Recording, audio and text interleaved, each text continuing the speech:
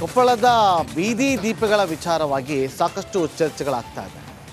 ಬೀದಿ ದೀಪಗಳಲ್ಲಿ ಬಿಲ್ಲು, ಬಾಣ, ತಿರುಪತಿ ತಿಮ್ಮಪ್ಪನ ಆಕೃತಿಯ ಒಂದಷ್ಟು ಕೆತ್ತನೆ ಮಾಡಲಾಗಿರುವಂಥ ಬೀದಿ ದೀಪಗಳನ್ನು ಅಲ್ಲಿ ಅಳವಡಿಸಲಾಗಿದೆ.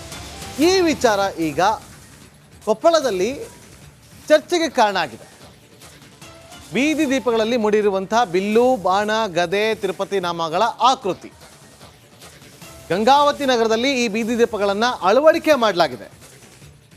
ಆದರೆ ಇದು ಕೇವಲ ಒಂದು ಧರ್ಮದ ಸಂಕೇತ ಸೂಚಕ. ಇದು ಕೇವಲ ಒಂದೇ ಧರ್ಮದ ಸಂಕೇತ ಸೂಚಕ.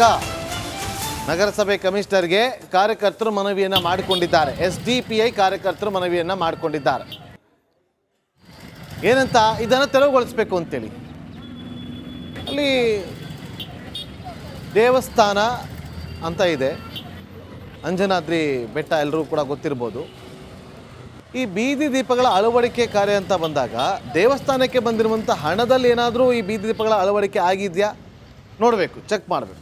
ಸೊ ಅವರೇ ಹಾಕ್ಕೊಂಡಿದ್ರೆ ಇದರಲ್ಲಿ ಯಾವುದೇ ರೀತಿಯ ತಪ್ಪಿಲ್ಲ ಅಂತ ಕಾಣುತ್ತೆ. ಆದರೆ ಸಾರ್ವಜನಿಕ ರಸ್ತೆಯಲ್ಲಿ ಹೀಗೆಲ್ಲ ಹಾಕ್ಬೋದಾ ಅಂತೇಳಿ, ಸಾರ್ವಜನಿಕ ರಸ್ತೆಯಲ್ಲಿ ದೇವಸ್ಥಾನದ ಹಣದಲ್ಲಿ ಈ ಥರ ಹಾಕಿದರೆ ಅದೊಂಥರ ಒಪ್ಕೊಳ್ಬೋದು. ಆದರೆ ಇದನ್ನು ವಿರೋಧಿಸಿ ಈಗ SDPI ಕಾರ್ಯಕರ್ತರು ಒಂದು ರೀತಿಯಲ್ಲಿ ತೆರವುಗೊಳಿಸಬೇಕು ಅಂತೇಳಿ ಮನವಿಯನ್ನು ಮಾಡಿಕೊಂಡಿದ್ದಾರೆ. ಸಾರ್ವಜನಿಕ ರಸ್ತೆಯಲ್ಲಿ ಹೀಗೆಲ್ಲ ಹಾಕ್ಬೋದಾ, ಇದು ಕೇವಲ ಒಂದು ಧರ್ಮದ ಸಂಕೇತವನ್ನು ಸೂಚಿಸ್ತಾ ಇದೆ, ಈ ರೀತಿಯಾಗಿ ಸಾರ್ವಜನಿಕ ರಸ್ತೆಯಲ್ಲಿ ಹಾಕಬಾರದು ಅಂತೇಳಿ ಅವರ ವಾದ. ಹಿಂದೂ ಮುಖಂಡರಾಗಿರುವಂಥ ಸಂತೋಷ್ ಅವರು ಈಗ ನಮ್ಮೊಂದಿಗೆ ಸಂಪರ್ಕದಲ್ಲಿದ್ದಾರೆ. ಸಂತೋಷ್ ಅವರು ನಮಸ್ಕಾರ. ನಮಸ್ಕಾರ. ಈಗ ಇದನ್ನ ಬೀದಿಯಲ್ಲಿ ಸಾರ್ವಜನಿಕ ರಸ್ತೆಯಲ್ಲಿ ಹಾಕಬಾರದು ಅಂತೇಳಿ SDPI ಅವರು ಮನವಿ ಮಾಡ್ಕೊಂಡಿದ್ದಾರೆ. ನಿಮ್ಮ ಪ್ರತಿಕ್ರಿಯೆ ಏನು? ನೋಡಿ, ನಗರದ ಸುಂದರೀಕರಣದ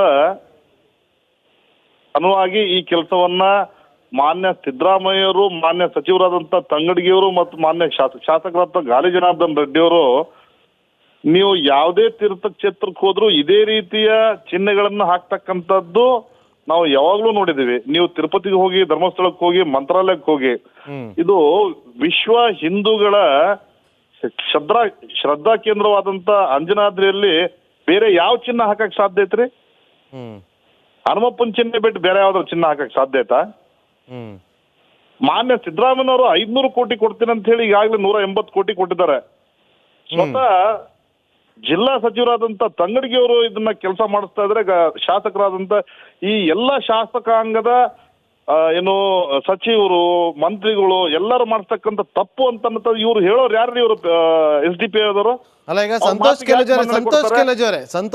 ಅವರೇ ನೋಡಿ, ಈಗ ನೀವು ಹೇಳಿದ್ರಿ ತಿರುಪತಿಗೆ ಹೋಗಿದ್ರಿ ಅಥವಾ ಧಾರ್ಮಿಕ ಕ್ಷೇತ್ರಗಳಿಗೆ ಹೋದಾಗ ಈ ರೀತಿಯಂತ ಸಂಕೇತಗಳನ್ನ ರೂಪಿಸುವಂತ ದೀಪದ ಕಂಬಗಳು ಅಳವಡಿಕೆ ಮಾಡಿರ್ತಾರೆ ಅಂತ ಹೇಳಿದ್ರಿ ಅಲ್ವಾ?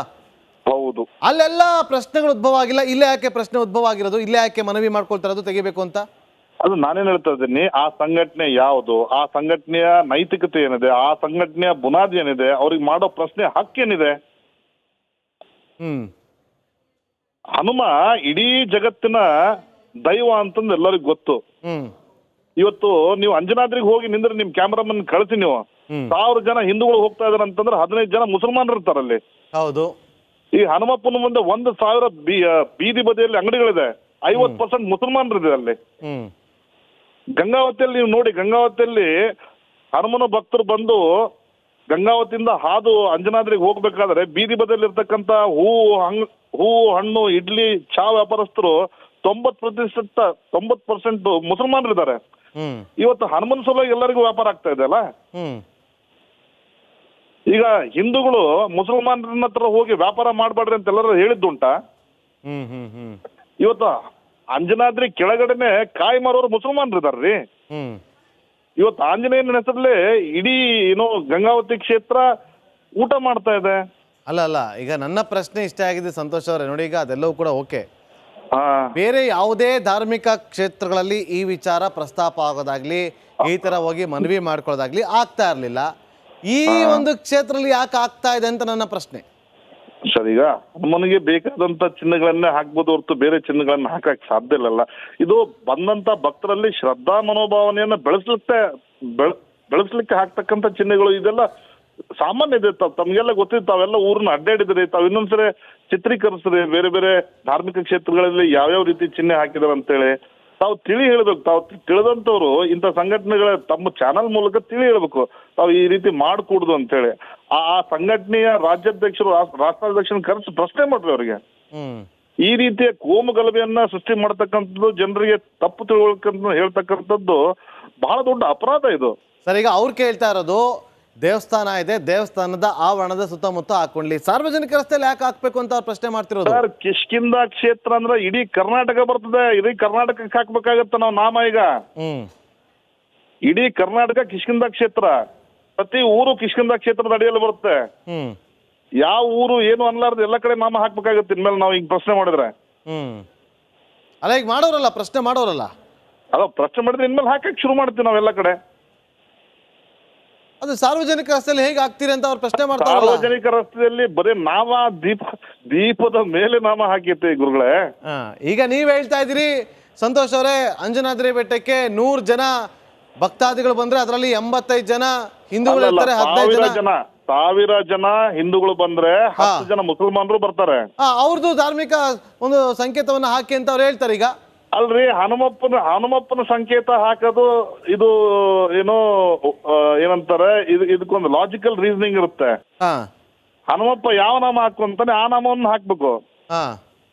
ಆ ನಾಮನೇ ಹಾಕಿದ್ದು. ನೀವು ಹನುಮಪ್ಪನಲ್ಲಿ ನಾಮ ನೋಡ್ರಿ, ನೀವು ದೇವಸ್ಥಾನಗಳಿಗೆ ಹೋಗಿ ಯಾವ ರೀತಿ ನಾಮ ಹಾಕೊಂಡಿರ್ತಾನ ಅಂತೇಳಿ ಅದೇ ನಾಮವನ್ನು ನಾವಿಲ್ಲಿ ಅಳವಡಿಸಿದೀವಿ. ಯಾವಾಗ ಅಳವಡಿಸಿದ್ದೆ? ಯಾವಾಗ ಇದು ಸಂತೋಷ್ ಅವರೇ? ಇದು ಕಳೆದ 20 ದಿವಸದಿಂದ ಆಗಿದೆ. 20 ದಿವಸದಿಂದ ಆಗಿರೋದು ಅಂದ್ರೆ ಇದು ರಾಜ್ಯ ಸರ್ಕಾರದಿಂದ ಆಗಿರೋದ? ಇದಕ್ಕೆಲ್ಲ ಅನುದಾನ ರಾಜ್ಯ ಸರ್ಕಾರದಿಂದ ಆಗಿರೋದು. ಏನಾಗುತ್ತೆ, ವರ್ಷಕ್ಕೆ 2 ಸಾರಿ ಲಕ್ಷಗಟ್ಟಲೆ ಜನ ಹನುಮನನ್ನ ದರ್ಶನ ಮಾಡ್ಲಿಕ್ಕೆ ಪಾದಯಾತ್ರೆ ಮೂಲಕ ಬರ್ತಾರೆ. ಈ ಗಂಗಾವತಿಯಿಂದ ಅಂಜನಾದ್ರಿಯ ರಸ್ತೆ ಉದ್ದಕ್ಕೂ ಲೈಟಿನ ವ್ಯವಸ್ಥೆ ಇರಲಿಲ್ಲ. ಇದನ್ನ ಅರ್ಥಕೊಂಡು ಮಾನ್ಯ ಶಾಸಕರಾದಂತ ಗಾಲಿ ಜನಾರ್ದನ್ ರೆಡ್ಡಿ ಅವರು ಬರ್ತಕ್ಕಂತ ಯಾತ್ರಿಕರಿಗೆ ಅನುಕೂಲವಾಗಬೇಕು, ದೀಪದ ವ್ಯವಸ್ಥೆ ಆಗ್ಬೇಕಂತೇಳಿ ಆ ದೀಪದ ಕಂಬಗಳನ್ನ ಗಂಗಾವತಿಯಿಂದ ಅಂಜನಾದ್ರಿವರೆಗೂ ಹಾಕ್ತಾ ಇದ್ದಾರೆ. ಓಕೆ, ಈಗ ಸಂತೋಷ್ ಅವರೇ, ಈಗ ನೋಡಿ ಅಲ್ಲಿ ದೀಪದ ವ್ಯವಸ್ಥೆ ಇರ್ಲಿಲ್ಲ ಅಂತೇಳಿ ಈಗ ದೀಪದ ವ್ಯವಸ್ಥೆಗಳನ್ನ ಮಾಡಿದ್ದಾರೆ. ಈಗ ಕತ್ಲು ಅಂತ ಬಂದಾಗ ಬೆಳಕು ಕೊಡುವಂತ ದೀಪ ಗೊತ್ತಿರುತ್ತಾ ಯಾವ ಸಂಕೇತ ಸೂಚಿಸ್ತಾ ಇದೆ ಅಂತೇಳಿ, ಯಾವ ಧರ್ಮದ ವಿಚಾರವಾಗಿ ಸೂಚಿಸ್ತಾ ಇದೆ ಅಂತೇಳಿ? ನಾವು ದೀಪಕ್ ಪ್ರಶ್ನೆ ಮಾಡ್ತಾ ಇಲ್ಲ, ನಾವೇನ್ ದೀಪದ ಕಂಬದಲ್ಲೇ ಈಗ ಒಂದು ಆ ಸಂಕೇತಗಳನ್ನ ಸೂಚನೆ ಮಾಡಿದಾರಲ್ಲ. ಹೌದು. ಅಂದ್ರೆ ಧಾರ್ಮಿಕ ಕ್ಷೇತ್ರದಲ್ಲಿ ಮಾಡೋದು ಸಹಜ ಅಲ್ಲ.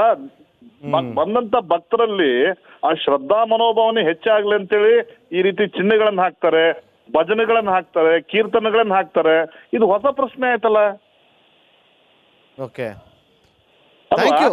ಓಕೆ ಸಂತೋಷ್ ಅವರೇ, ಥ್ಯಾಂಕ್ ಯು ನಮ್ಮೊಂದಿಗೆ ಮಾತಾಡಿದಕ್ಕೆ ಇಷ್ಟೊತ್ತವರೆಗೂ.